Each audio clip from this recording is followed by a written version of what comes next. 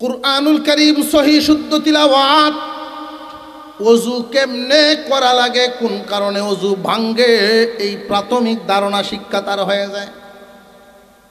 সে যদি ডাক্তার হয় অসুবিধা নাই, জায়নামাজে আপনার এই সন্তান অসহায় হবে না। কিন্তু মাদ্রাসায় যদি আগে পড়ায়া না দেন, দুনিয়ার সব ডিগ্রি দিলেন, কোরআন পড়তে জানে না, একজন মুসলমান হিসাবে এর চেয়ে অভাবী আর না। কুরআন হাদিসে কোথাও এই কথা নাই যে তোমার সন্তানকে আলেম হাফেজ বানাতেই হবে, বানাতেই হবে এই কথা না। হাফেজ আলেম বানানো ফরজ না, কিন্তু কুরআনুল কারীমের শিক্ষা দেওয়া ফরজ। কোরআন শিখানো, ওযু গোসল পাক না পাক শিক্ষা দেওয়া প্রত্যেক মা বাবার উপরে ফরজ। মুসলমান ইমানদার ভাইরা আমার, আমাদের এই দেশে আমাদের ট্যাক্সে স্কুল কলেজ ভার্সিটি সবগুলো চলে মুসলমানদের টাকায়। দেশের সব হালত যদি আমাদের দরদি হইতো, প্রাইমারি স্কুলের সিলেবাসটা যদি কোরআন হাদিস সমন্বয়ে করা হতো, আমাদের মুসলমান সন্তানদেরকে ছেলে মেয়েদেরকে আলাদা নুরানি বিভাগে, প্রাইভেট আলাদা নুরানি বিভাগে বেতন দিয়া পড়ানো লাগতো না।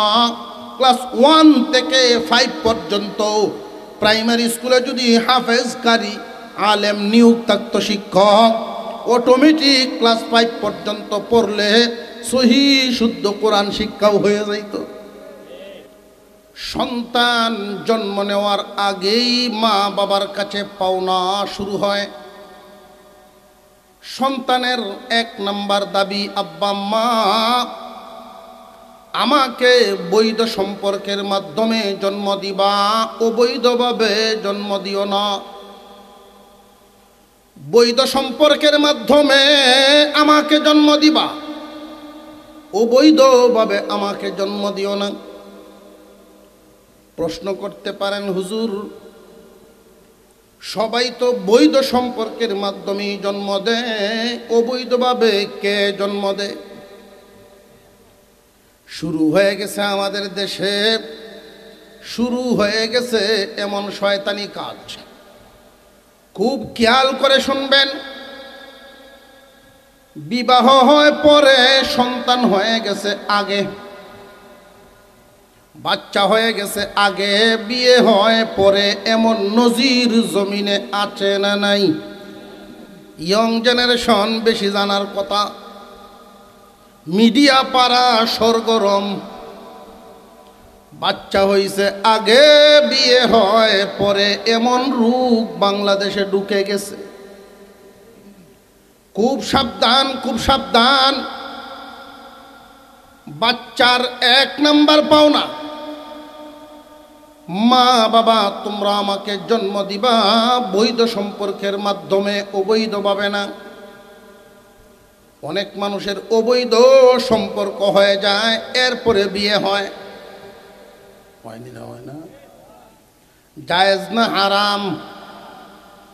আরেকটা বিষয়, সামাজিকভাবে আমরা জানি স্বামী স্ত্রী আত্মীয় স্বজন বন্ধু বান্ধব সকলে মিলে বিয়ে পড়ায়া দিলাম। 6 মাস, 1 বছর, 2 বছর, 5 বছর গেল স্বামী স্ত্রীর সংসার। গভীর রজনীতে স্বামী স্ত্রী 2 জনে কথা কাটাকাটি হয়। এমন মাথা গরম স্বামী, এক টানে 3 কথা। কইয়া লোক আছে না নাই? দেখবেন বুড় হওয়ার আগে আবার তারা 2 জনেই আবার মিললেও গেছি। কেউ জানলো না, কেউ শুনলো না। তালাক যে হইছে কেউ জানে না, কিন্তু আল্লাহ জানেন না, জানেন না? অথবা এমন রুগীও তো আছে, ঝগড়া লাগছে স্বামী স্ত্রী, মানুষে ফিরায় কিন্তু থামে না কেউ। শেষ পর্যন্ত তালাক পর্যন্ত গড়ায় গেল। এরপরে আবার দামা চাপা দিয়া সংসার চালু হইল। বৈধ না অবৈধ? সন্তান যা হইল এক একটা কি হালাল না হারাম? সন্তানের এক নাম্বার পাওনা হলো, ও আব্বা আম্মা, বৈধ সম্পর্কের মাধ্যমে জন্ম দিবা, অবৈধভাবে আমারে জন্ম দিবা না। অবৈধভাবে যারা জন্ম হয় এদের প্রভাব কি হয়? প্রভাব ইমামে আজম আবু হানিফা রাহমাতুল্লাহি আলাইহি এর কওল, অবৈধভাবে যারা জন্ম নেয় ওরা ইসলামের বিরুদ্ধে অবস্থান নিয়ে নেয়। মানুষে চিনবে মুসলমান নামে, কিন্তু এর গুড়ালিতে সমস্যা, জন্মে গন্ডগোল, যে কারণে কোরআন হাদিস আলেম উলামা ইসলামের বিরুদ্ধে চলে যাবে। জেনে রাখবেন, মুসলমানের সন্তান এমন কখনো হবে না, বৈধ সন্তান কখনো এমন হতে পারে না।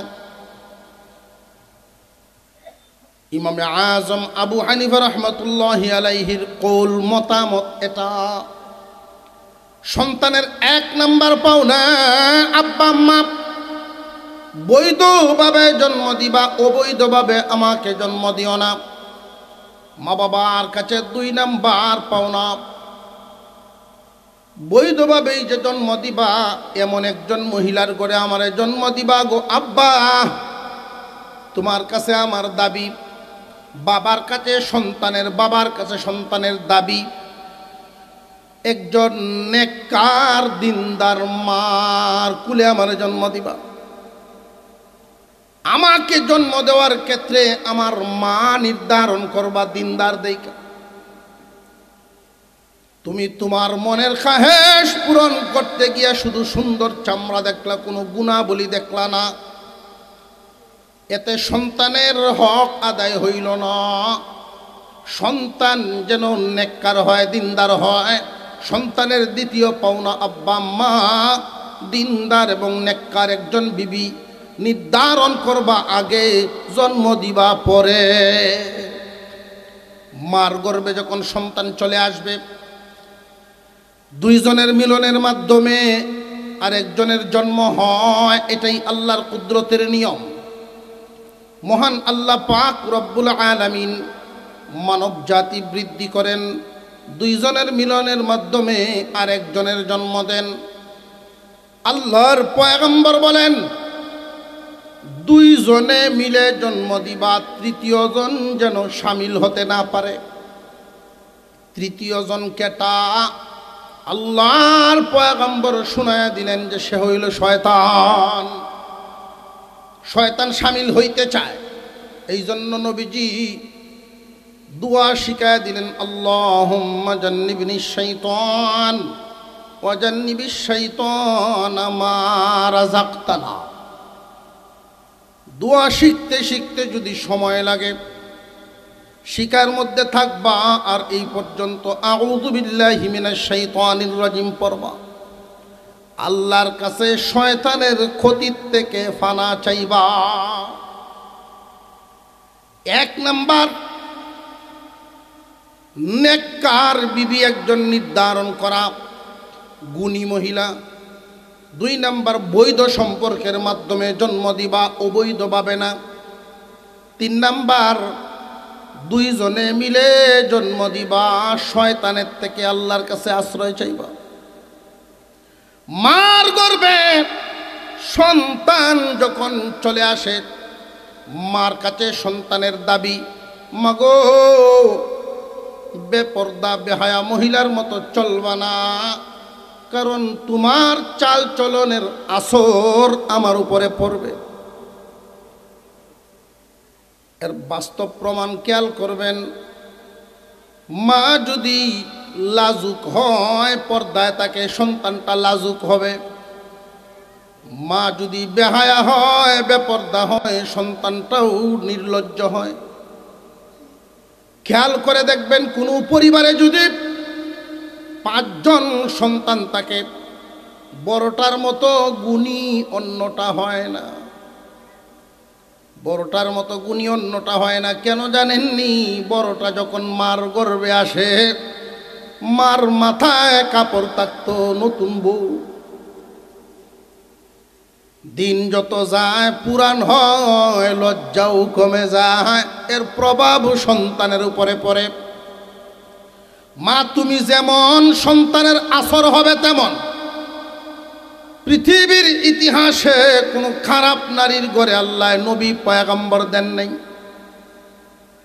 কাফিরের ঘরে কাফের বাপ সন্তান নবী হয়েছেন এমন ইতিহাস আছে, কিন্তু মা খারাপ সন্তান পয়গম্বর এমন ইতিহাস নেই।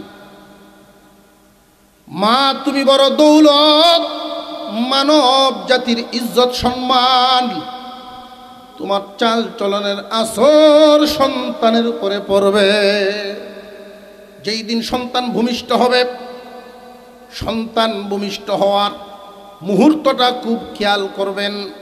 সন্তান ভূমিষ্ঠ হওয়ার সময় মা বাবার কাছে সন্তানের পাওনা হলো, বাড়িতে হোক বাসায় হোক, আত্মীয় বাড়ি বা হাসপাতাল ক্লিনিক যেখানেই জন্ম হোক না কেন, বাচ্চা জন্ম নেওয়ার সাথে সাথে ময়লা সাফ করে প্রথমেই যখন খুলে উঠানো হবে, ছেলে হোক আর মেয়ে হোক, ডান কানে আজান বাম কানে ইকামত শোনাতে হবে। সন্তানের পাওনা মা বাবার কাছে।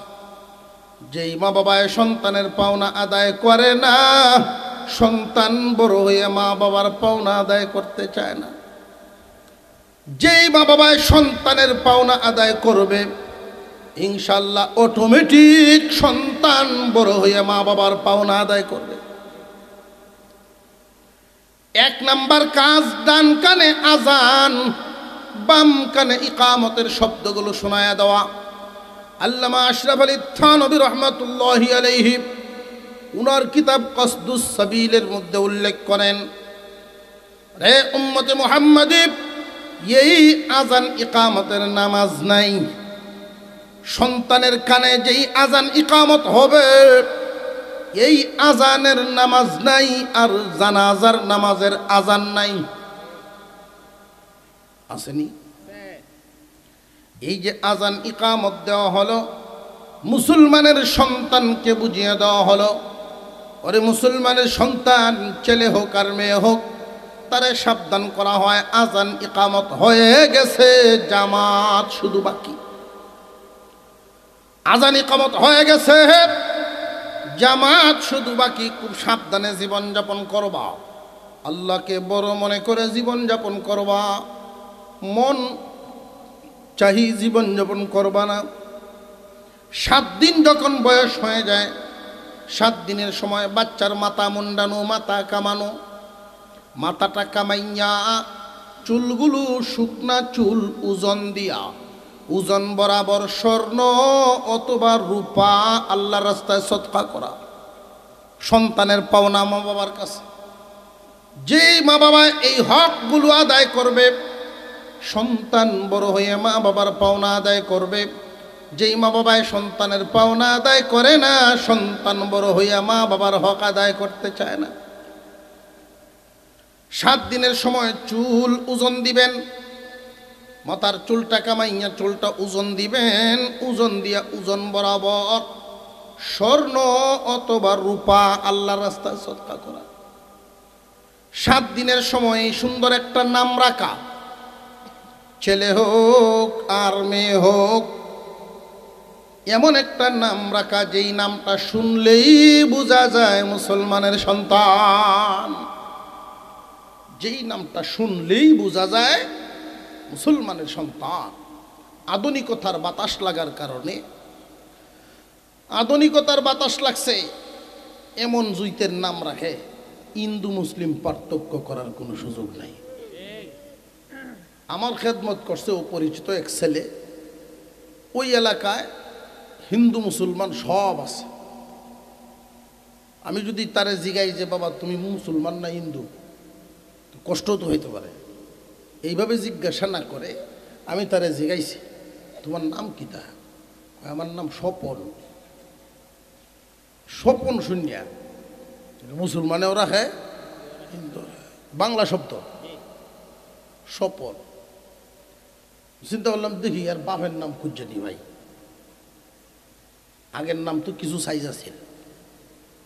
আধুনিকতার বাতাস তো আগে এতটা লাগছে না।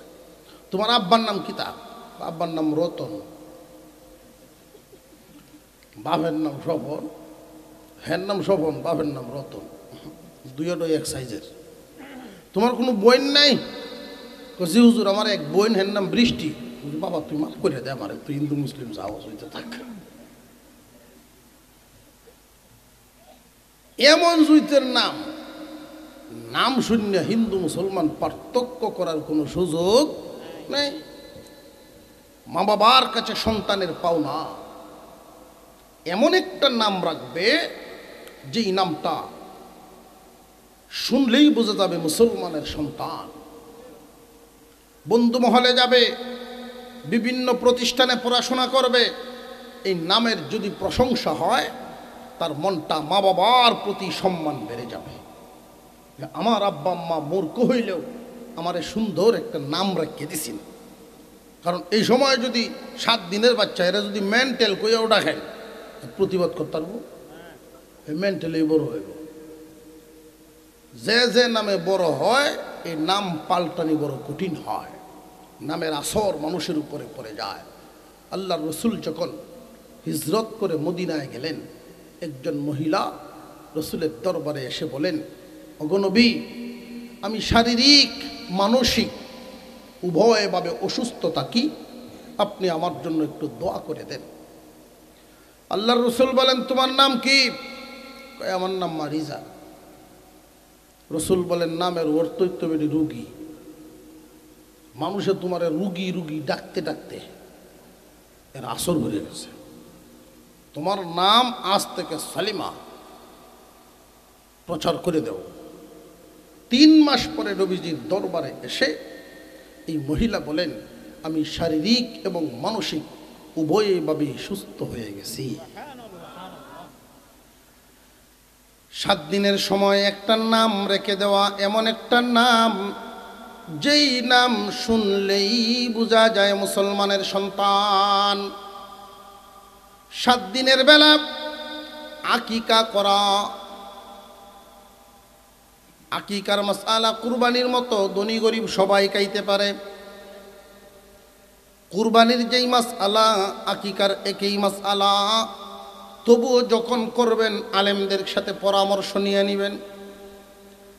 বাচ্চা যখন আস্তে আস্তে বড় হবে, আদব কায়দা। আমরা তো বেশিরভাগই ইহুদি খ্রিস্টানদের কৃষ্টি কালচার শিক্ষা দেই। বাচ্চার বয়স যখন 2 থেকে 3 বছর, 4 বছর, 5 বছর বয়স হয়ে যায়, প্রতি বছর বার্থডে পার্টি বানায়। বার্থডে পার্টি, মোমবাতি জ্বালায়, হ্যাপি বার্থডে টু ইউ, আছে না নাই? মুসলমানি কালচার না খ্রিস্টান ইহুদিদের কালচার? বেঈমানদের কালচার। সালাম না শিখায়, সালামের বদলা শিখায় কি? তোমার আঙ্কেল জায়গা টাটা দেও, আঙ্কেল জায়গা টাটা, টাটা দে, বিদায় দেয়। এটার অর্থ হইলাম না খুঁজছে। তো আলামতে বোঝা যায় এই যে যাইতেছে আর এদিকে না। মুসলমানি কালচার শিক্ষা দিবেন, এটা মা বাবার কাছে সন্তানের পাওনা। সন্তান যখন পড়াশোনা করার বয়সে পৌঁছে যাবে, সর্বপ্রথম মা বাবার দায়িত্ব হলো সন্তানকে কুরআনুল কারীমের শিক্ষা দেওয়া। সহি শুদ্ধভাবে 30 পারা কোরআন পড়তে পারে, এই পরিমাণ যোগ্যতা তারে দিয়ে দিবেন। এরপরে স্বপ্ন আপনি ডাক্তার বানাবেন, বানান, অসুবিধা নাই। ইঞ্জিনিয়ার বানাবেন, অসুবিধার কোনো কারণ নাই। কিন্তু জেনে রাখবেন, যদি সন্তানকে জীবনের শুরুতে কুরআনুল কারীমের শিক্ষা না দেন, তামাম পৃথিবীর সব দিতে পারবেন, একজন বাবা হয়ে এই অভাব তার আর পূরণ করতে পারবেন না। যারা জীবনে সন্তানকে কোরআন শিক্ষা দেন নাই, তার যেই ক্ষতিটা আপনি করলেন, বাবা হয়ে তার পাওনাটা আদায় করলেন না। জীবনভর যত কিছুই করেন না কেন, তার এই অভাব আর পূর্ণ হবে না। বড় হয়ে সে যখন নামাজ পড়তে চাইবে, শিখবে, বাংলা দেখে দেখে শিখবে। লাহাবে মতাব্বে মায়া আগে না, সহি শুদ্ধ পড়া তার জীবনে আর হবে না। কাঁচা থাকতে না নুয়ালে বাঁশ, পাকলে করে টাস টাস। যারা ছোটবেলায় কুরআনুল কারীম শিখেন নাই, এইখানে যদি এমন কেউ থেকে থাকেন তাহলে স্বীকার করেন বড় হয়ে শিখছেন এমন মানুষের সংখ্যা তুলনামূলক বেশি না অনেক কম? ছোটবেলায় পড়ে নাই, বড় হইলে আর পড়া হয়? ছোটবেলায় যারা পড়ে, নামাজ পড়ুক আর না পড়ুক, এখন নামাজ পড়ে না আরেকবার পড়ব, এখন পড়ে না আরেকবার পড়ব, যখন পড়বে সহি শুদ্ধ করেই পড়বে। এজন্য উলামায়ে কেরাম মুসলমান ছেলে মেয়েরা যেন এই ধর্মীয় শিক্ষা থেকে দূরে সরে না যায়, নুরানি সিলেবাসটা এমনভাবেই করেছেন মাদারিসে কওমিয়া, বিভিন্ন নুরানি মাদ্রাসাগুলো এমনভাবে সিলেবাস করেছেন বাংলা ইংরেজির সমন্বয়ে। 3 বছরের কোর্স, 3টা বছর যদি আপনার ছেলে হোক আর মেয়ে হোক তার নুরানি পড়ায় নেন। বিভিন্ন জায়গায় প্রদর্শনী দেখবেন, জানাজার নামাজ কেমনে পড়ানো লাগে এটাও বাচ্চারা জানে। প্রদর্শনী দেখায়নি না, দেখায় না? ইমামতি পর্যন্ত কেমনে করা লাগে এটাও তারা জানে, জুমার খুতবা সহ মুখস্থ করায় দেয়। 30 পারা কোরআন সহি শুদ্ধ তিলাওয়াত শিক্ষা হয়ে যায়। নামাজের ভিতরে যেই যেই সূরাগুলো পড়া দরকার শিক্ষা হয়ে যায় মুখস্থ। কুরআনুল কারীম সহি শুদ্ধ তিলাওয়াত, ওযু কেমনে করা লাগে, কোন কারণে ওযু ভাঙ্গে, এই প্রাথমিক ধারণা শিক্ষা তার হয়ে যায়। সে যদি ডাক্তার হয় অসুবিধা নাই, যায় নামাজে আপনার এই সন্তান অসহায় হবে না। কিন্তু মাদ্রাসায় যদি আগে পড়ায়া না দেন, দুনিয়ার সব ডিগ্রি দিলেন, কোরআন পড়তে জানে না একজন মুসলমান হিসাবে, এর চেয়ে অভাবী আর না। বেশিরভাগ মানুষ নামাজ পড়ে না, না জানার কারণে। এটা আমার গবেষণা, আপনারা মিলে কিনা জানি না। আমি হিসাব মিলাই দেখছি, যে যেটা জানে, জানায় তারা টানে, যোগ্যতায় টানে। নতুন জামাই শ্বশুর বাড়ি গেছে, আমাদের এলাকায় কয় ফিরা নাই ওর। প্রথম দিন বউ উঠায় নেওয়ার পরে যে যায় আবার, আপনারা কোন ফিরা যাত্রা? ফিরা তো ঠিক আছে,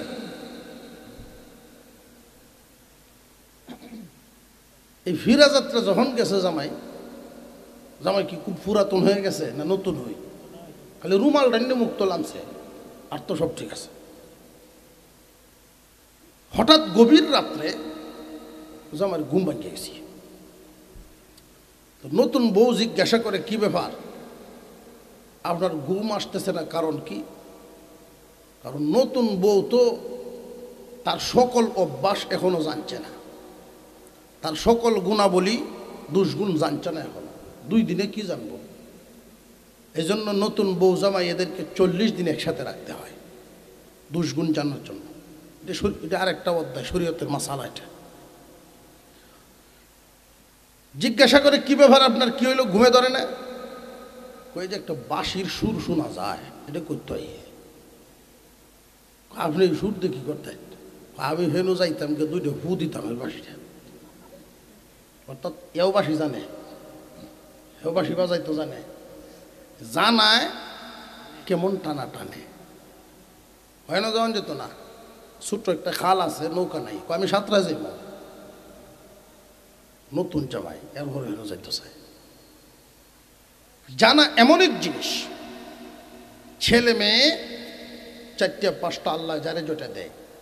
আমাদের যে ভুলটা, মারাত্মক ধরনের একটা ভুল, শয়তানের ওয়াজ শূন্য, আমরা এই ভুলটা করি।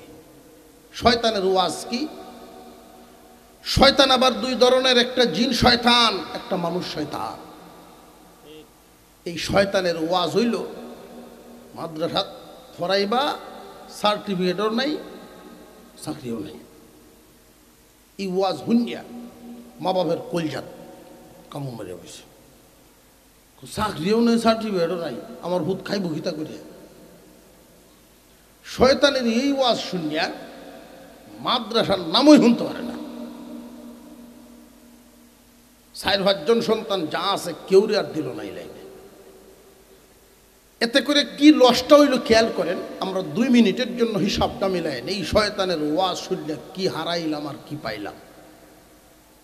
100 ছেলে মেয়েকে দিলাম প্রাইমারি ক্লাস 1-এ ভর্তি করে, কি পাওয়ার আশায়? সার্টিফিকেট আর চাকরি পাওয়ার আশায়।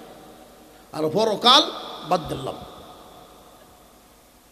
পরকালের তো আশা নাই, পরকালের আশা থাকলে তো চিন্তার একটা মিলাইল। সার্টিফিকেট আর চাকরির আশায় যে আমি রওনা দিলাম, প্রাইমারি 1 থেকে 2, 3, 4, 5, 6 এইভাবে মেট্রিক পাশ করবে। এই 100 ছেলে মেয়ে যে 1-এ ভর্তি হয়েছিল সবাই না মাঝখানে জড়বে? হিসাবটা মিলাইবেন। মাঝখানে ঝরল। বেশির তো বেশি 50 জন মেট্রিক পাশ করলো, একটা সার্টিফিকেট পাইল, আর বাকি 50 জড়িয়ে গেল। আর না পাইল সার্টিফিকেট, চাকরি তো প্রশ্নই আনে না। আর পরকাল আগেই বাদ। মুসলমানের সন্তান, হিসাবটা মিলান। ইন্টার পাস, মেট্রিক যারা পাস করছেন 50, এই 50-এই গিয়ে ইন্টার পাস করবো না কিছু জড়ব? আরো 30। এইভাবে 100-র মধ্যে ডিগ্রি পর্যন্ত, মাস্টার ডিগ্রি পর্যন্ত কমপ্লিট করতে পারবে 5 জন। হিসাবটা কি ঠিক না গরমিল? এই 5 জন যে মাস্টার ডিগ্রি পাস করলো চাকরির আশায়, সার্টিফিকেট পাইল, এখন চাকরি বাকি। পাইল 5 জনে সার্টিফিকেট, বাকি 95 জন ফেল। না পাইল দুনিয়া, না পাইল আখিরাত। বুঝে আসতেছে? বাকি 5 জন যে সার্টিফিকেট হাসিল করলো, সরকারি চাকরি, এদের বাসা তুলে আইব না? চাকরির ভিসে দৌড়ন লাগবো।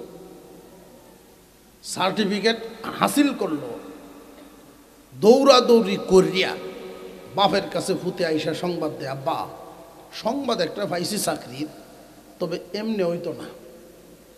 কেমনে হইব? 1 থেকে মাস্টার ডিগ্রি পর্যন্ত আমার পিছনে যে পরিমাণ খরচ করছেন, পুরাটা এই পরিমাণ টাকা একসাথে তেমন লাগবে। বাপে তোর বিভূতি উঠছি আমি। বাপে চিন্তা করে দেখলো, সারা জিন্দিগি বর পয়সা খরচ করলাম, এখন যদি চাকরিটা না লইতাম পারি, ফল তো খাইতাম না। এই ফল খাওয়ার আশায় সবচেয়ে বড় জমিন যেটা আছেন, বড় ক্ষেতটা, সেটা বেচা দিলাম। ঘুষ দিয়া লইল চাকরি। অর্থাৎ এই গাছের গুড়ার মধ্যে পেশাব, ফলও খালি পেশাবই গন্ধ, গলত গুড়ালিতেই গলত, ফেস লাগলো। বাবা এই যে ক্লাস 1 থেকে পড়াশোনা করাইয়া মাস্টার ডিগ্রি করাইলো, তাও শতকরা 5 জন, এর মধ্যে 5 জনেই সরকারি চাকরি পাইব। বড় ক্ষেতটা বেচব যারা, পাইব তারা। বাপে ফল পাইল কোন দিন? পয়লা বেতন পাইল সেই দিন। এর আগ পর্যন্ত কোনো ফলাফল নাই। মুসলমান ইমানদার ভাইরা আমার, হিসাবটা আবার একটু উল্টা মিলান। আলেমদের কয়েকটা কথা শুনেন। কুরআন হাদিসে কোথাও এই কথা নাই যে তোমার সন্তানকে আলেম হাফেজ বানাতেই হবে, বানাতেই হবে, এই কথা না। হাফেজ আলেম বানানো ফরজ না, কিন্তু কুরআনুল কারীমের শিক্ষা দেওয়া ফরজ। কোরআন শিখানো, ওযু গোসল পাক না পাক শিক্ষা দেওয়া প্রত্যেক মা বাবার উপরে ফরজ। মুসলমান ইমানদার ভাইরা আমার, আমাদের এই দেশে আমাদের ট্যাক্সে স্কুল কলেজ ভার্সিটি সবগুলো চলে মুসলমানদের টাকায়। দেশের সব হালত যদি আমাদের দরদি হইতো, প্রাইমারি স্কুলের সিলেবাসটা যদি কোরআন হাদিস সমন্বয়ে করা হতো, আমাদের মুসলমান সন্তানদেরকে ছেলে মেয়েদেরকে আলাদা নুরানি বিভাগে প্রাইভেট আলাদা নুরানি বিভাগে বেতন দিয়া পড়ানো লাগতো না। ক্লাস 1 থেকে 5 পর্যন্ত প্রাইমারি স্কুলে যদি হাফেজ কারি আলেম নিয়োগ থাকতো শিক্ষক, অটোমেটিক ক্লাস 5 পর্যন্ত পড়লে সহি শুদ্ধ কোরআন শিক্ষাও হয়ে যাইত। কিন্তু আমরা কপাল পুরা, পয়সা দেই আমরা, রুটি খায় অন্যরা। কপাল ওরা। জেনে রাখবেন, উপযুক্ত জায়গায় যদি যোগ্য লোক না দেওয়া হয় তাহলে বড় গন্ডগোল বাঁধিয়া যায়। আলহামদুলিল্লাহ, ব্রাহ্মণবাড়িয়া হলো আলেম ওলামাদের অঞ্চল। কিছু কিছু এলাকা এমনও আছে, পোস্টার দেখলে সুবহানাল্লাহ, পত্রিকা বানায় দিছে পোস্টার, সসমাদে ভরণ লাগে। যেই পরিমাণ লোক পোস্টারের মধ্যে নাম, মাঠ ওই পরিমাণ নাই। মানে আমি একদিন বললাম, আচ্ছা যেই পরিমাণ লোকের নামে অতিথি, এই সব অতিথি যদি উপস্থিত থাকতো তো প্যান্ডেলও যাক আড়ার কথা না। কয়টা হুজুর সম্মানে দেওয়া হয়েছে, তাই তা হইল আমেরিকা, তাকে আমেরিকা সম্মানে দেওয়া হয়েছে না। শুনেন, বেজাগাত সব জিনিস সব জায়গায় দিতে নাই। গাদারে মালিকে আদর ঘুরিনে তুলছে ছাদের উপরে, কোন ছাদের উপরে, বিল্ডিং এর ছাদের উপরে তুললে তো মালিক পড়ছে বিপদ। গাদা তো লামতো চায় না, লামতে চায় না, কারণ সবুজ শ্যামল দৃশ্য দেখিয়া সে তো রয়েছে সারা জীবন ভূমিত, উপরে উঠছে না। উঠিয়া গিয়া এই শাক, এই সবুজ শ্যামল দৃশ্য দেখিয়া লামতে আর চায় না। মালিক যখন একটু জোর করছে লামানির জন্য, দিছে এক লাথি, লাথি খায়া মালিক নিচে নামছে। মাথার তাভায় আর গাদারে ডাকায়, বাবা আয়া ভর, বাবা আয়া। গাদারে এমনি ডাকলে লাম্বু। কিছুক্ষণ পরে সে যখন উপরে থাকতে থাকতে তার বিতৃষ্ণা এসে গেছে, নামতে চায়, সিঁড়ি পর্যন্ত আয়, আবার ভয় ভয় নামতে পারে না। শেষ পর্যন্ত ছাদের মধ্যে লাত্তি দেওয়া শুরু করছে। তো ছাদও যে লাত্তি দেয়, ছাদও পুরান ছাদ, চল্লা চল্লা পড়তেছে আর নিজের ভাবও ব্যথা পাইতেছে। মালিকের কি সর্বনাশটা করলাম। লাত্তি দিতে দিতে ছাদ অর্ধেক ভেঙে গেছে। মালিক নিরুভয় হয়ে গিয়ে আবার উঠছে, আর এতক্ষণে গাদার রাগ জাউডার হয়ে উঠছে এর মাথা, কারণ ভাও তো ব্যথা হইতেছে। যেই মাত্র মালিক গেছে কাছে, এমন এক লাত্তি দিছে, সিঁড়ি দেড়লাম লাগছে না, ডাইরেক্ট লেবে নিচে। কিছুক্ষণ পরে আর 2-3 লাত্তি দিয়া ছাদ ভাঙ্গে লইয়া নিচে পড়ছে। গাদার পাও ভাঙলো, আর মালিকের শাল চামড়া গিয়া বুকও ব্যথা পাইল, আর ছাদ তো ভাঙলই। আমরাও অযোগ্য লোককে যখন বেশি যোগ্যতা দিয়ে যোগ্য জায়গায় বসাইতে চাই, তখন হালত কিন্তু এমন হবে। নাম্বার 1, যারা বসাইলেন তারাও শান্তি পাবেন না। যেই জায়গায় বসাইলেন জায়গাও ঠিক থাকবে না। যে গিয়ে বসলো তার নিজেও লাভবান হইতো না, নিজেও ক্ষতিগ্রস্ত হইব। বুঝে আসতেছে? অযোগ্য লোক যোগ্যতার চেয়ার দিবেন, এই চেয়ারের সাথে বেইনসাফি করবেন। জায়গায় জায়গায়। আমরা তো আগে সমাজে বেইনসাফ চালু করা শুরু করে দিছি। আমরা যদি ইনসাফের বিচার করতে না পারি তাহলে সমাজ আমাদের সাথে কি ইনসাফ করবে? সমাজকে আগে ইনসাফের রং দিয়ে আমাদের সাজাতে হবে। আমরা মিছিল দেওয়া শুরু করি, অমুক ভাইয়ের চরিত্র ফুলের মতো। ফুলের মতো বলে নমাজ নাই হক। আল্লাহর হুকুম মানে না, তার চরিত্র ফুলের মতো হতে পারে না। এমন ব্যক্তিরে মিছিল দিয়া জাগাতে পাইছি। এমন কি বড় আফসোস লাগে, মসজিদ কমিটি আল্লাহর ঘরের কমিটি হয়, এমন কমিটিতেও সুদখোর দায়িত্বশীল হয়ে যায়। আচানক কারবার। এর চেয়ে ভালো মানুষ কি এই এলাকায় নাই? এই অঞ্চলের মধ্যে কি এর চেয়ে ভালো মানুষ ছিল না? তাহলে এমন ব্যক্তিকে আমরা এমন জায়গা দিব কেন? এই জায়গাগুলোর সাথে বেইনসাফ করা হয়। বলতে বলতে অনেক দূর চলে আসছি। সন্তানের পাওনার ব্যাপারে আমরা যদি ছেলে হোক আর মেয়ে হোক আলেম বানানো ফরজ ওয়াজিব না। সবাই যে আলেম হতে হবে এমন না। একটা হোক আর পাঁচটা হোক, ছেলে হোক আর মেয়ে হোক, প্রথমে পড়ব নুরানি, এরপরে দুনিয়া ঘুরানি। মনে থাকবো, যদি মনে রাখতে পারেন এই সন্তান আপনার নাফরমান সন্তান হবে না। আমাদের এই বাংলাদেশে যত বৃদ্ধাশ্রম, সমস্ত বৃদ্ধাশ্রমগুলোর রিপোর্ট নিয়েছি। রিপোর্ট নিয়ে দেখছি এই বৃদ্ধাশ্রমগুলোর মধ্যে কোনো হাফেজ আলেমের মা বাবা নেই। শেষ পর্যন্ত এমন তথ্য পেয়েছি, সহি শুদ্ধভাবে সন্তানকে ৩০ পারা কোরআন শিখাইছে, এমন সন্তানের মা বাবা নেই। কারণ কুরআনুল কারীম এমন এক পরশ পাথর, মানুষের অন্তরকে আলোকিত করে দেয়। আপনারা এই এলাকাবাসী বড় 18তম তফসির মাহফিল বড় কষ্ট করে এক সংস্কৃতি সুন্দর একটা কাজ চালু রেখেছেন। বর্তমান যুব সমাজ আপনাদের এই কাজের জিম্মাদারি মুরব্বীদের পাশে, মুরব্বীদের পরামর্শে এই কাজটা তারা আঞ্জাম দিয়ে যাচ্ছেন। আল্লাহ যেন এই কাজ শেষ পর্যন্ত, কিয়ামত পর্যন্ত এই এলাকাবাসীর জন্য সহিফতে চলার জরিয়া হিসেবে কবুল করেন। আমরা বলি আমিন।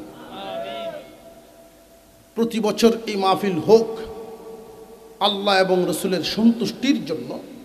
এখানে বিশাল কবরস্থান, এই কবরস্থানে আত্মীয় স্বজন, নিজের কাছের দূরের লোকেরা এখানে শায়িত আছেন।